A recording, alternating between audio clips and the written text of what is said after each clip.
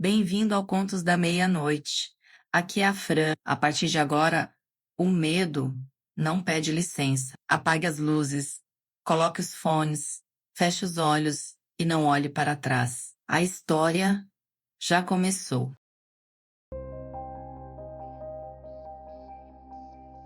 Em 2016, a agência me mandou trabalhar para um partido político, na parte de design e comunicação. Quando as eleições se aproximaram, o trabalho virou um inferno. Teve dia em que a gente ficou 48 horas seguidas dentro do prédio. Dormíamos sentados e comíamos no próprio escritório. No andar de baixo, alguém cozinhava. De 3 em 3 horas, subiam pratos de comida. Foi lá que eu conheci a Laura. Ela trabalhava na contabilidade. A mesa dela ficava atrás da minha. E a gente conversava nos intervalos mortos, quando só restava esperar por dados e números. Uma coisa me chamou a atenção. Laura nunca mencionava amigos, planos ou família. Ela só falava do pai, sempre do pai. A campanha terminou. Eu fui para outro trabalho e a gente deixou de se ver. 2 anos depois, do nada, começaram a chegar mensagens dela. Primeiro, uma, depois, 20. Você está aí, amigo? Responde. Posso te ligar? Eu liguei. Antes mesmo dela confirmar, a chamada caiu. Imediatamente chegou outro texto. Desculpa incomodar. Não tenho ninguém. Meu pai está morto. Você pode vir. Era quase 10 da noite. Minha esposa leu tudo. A gente não discutiu. Saímos direto para a casa da Laura. Ela morava perto de um Burger King. Laura abriu a porta com o rosto desfigurado, olhos inchados, como quem não dormia há dias. As mãos tremiam. Deu para ver quando ela serviu água de uma jarra. Minha esposa não tomou. Eu tomei. Minha boca estava seca de nervoso. Laura sentou na nossa frente e começou a falar. O pai estava doente. Havia 12 anos. 12 anos deitado numa cama de solteiro, encostada na parede, embaixo de uma janela que nunca abriam, porque ele insistia que algo espiava por ali quando a noite caía. No começo eram dores nas pernas, depois febres que passavam de 40 graus, sem infecção.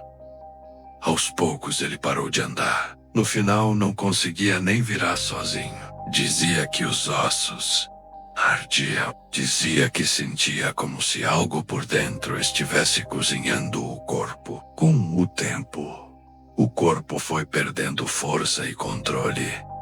Espasmos torciam dedos e joelhos. Ele apertava a mandíbula com tanta força que às vezes mordia a língua. Amanhecia com sangue seco no canto da boca. Perdeu o controle de tudo. Precisavam limpá-lo todo dia, às vezes mais de uma vez, no mesmo dia. A pele das costas abriu em feridas profundas. Carne vermelha, supuração. As febres vinham com delírios. Ele dizia ouvir vozes no corredor. Dizia que alguém ficava parado ao lado da cama, olhando para ele. Suplicava para não apagarem a luz, porque eles se aproximavam quando ficava escuro. Ele insultava a Nera ingrato, gritava pela janela para quem passasse na rua. Ouvir que quem cuidava dele estava castigando ele. A mulher que cuidava dele, a segunda esposa, aguentou anos, até que um dia foi embora, sem se despedir. Foi então que a Laura ficou sozinha com ele, sozinha para carregar, limpar e virar o corpo. Para não abrir mais feridas, dormia pela metade, com medo dele se afogar na própria saliva ou travar num espasmo. Eu não aguentava mais. Ela disse E eu também não era boa filha. Ela contou que respondia mal, que sentia raiva de ouvir reclamação o dia inteiro. Às vezes ela deixava a noite cair e a casa ficar às escuras. E era aí que as crises começavam. Às vezes a luz apagava sozinha e vinham tremores, o corpo ardendo, os espasmos fortes, a respiração curta, os balbucios e as conversas com alguém que ninguém mais via. Naquela noite foi diferente. Laura subiu até o quarto para apagar a luz. Disse que viu o pai ficar rígido, suar e abrir os olhos, como se visse algo acima dela. Ela sabia o que vinha, sabia que precisava acender a luz e cuidar dele, como sempre fazia. Mas em vez disso, ela desceu para a cozinha, pegou uma fatia de pão da sacola, colocou na mesa e passou margarina com a faca. As mãos tremiam enquanto fazia isso. No andar de cima, ela ouviu os impactos dos espasmos contra o colchão. A cabeceira batia na parede. Eu olhei para a mesa. O pão ainda estava lá. Só tinha uma mordida. Enquanto ela falava com a gente, um golpe estourou no andar de cima. Um impacto forte contra algo duro. Depois, outro. E outro. Minha esposa enrijeceu. Quem mais está na casa? Ela perguntou. Laura nem olhou para o teto. É ele. Tá assim faz tempo. Meu estômago afundou. Eu disse que a gente precisava chamar uma ambulância. Disse isso sem saber o que exatamente alguém ainda podia fazer. Laura levantou a mão e me interrompeu. Olhou direto para mim, sem lágrimas. Não, agora não. E soltou a frase que me gela até hoje. Meu pai está morto faz tempo e não para de se bater. Minha esposa levantou devagar do sofá, como se qualquer movimento pudesse piorar alguma coisa. Caminhou até a porta, mas não saiu.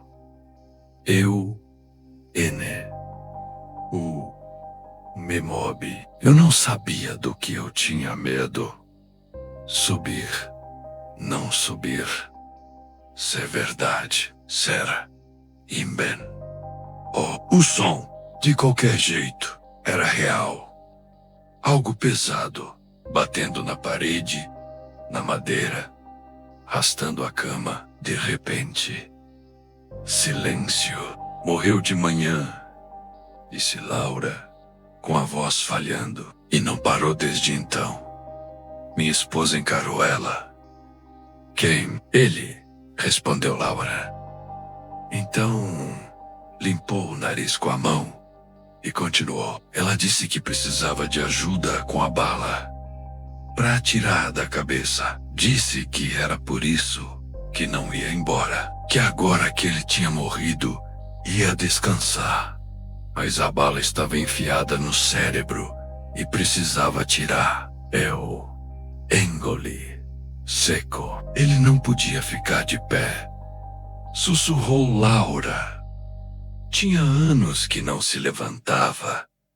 E agora, se a gente subisse, ia ver ele de pé em cima da cama. A gente ficou olhando para a parede, sem falar nada. Os impactos voltaram, fortes, muito fortes. A sala ficou imóvel. A gente olhava para a escada esperando alguma explicação que não vinha. Silêncio. Depois passos arrastados. Um golpe no primeiro degrau e o som de algo raspando na parede. Primeiro apareceram os pés inchados, roxos e descalços. Depois as pernas torcidas em ângulos errados. Os joelhos dobravam para lados estranhos.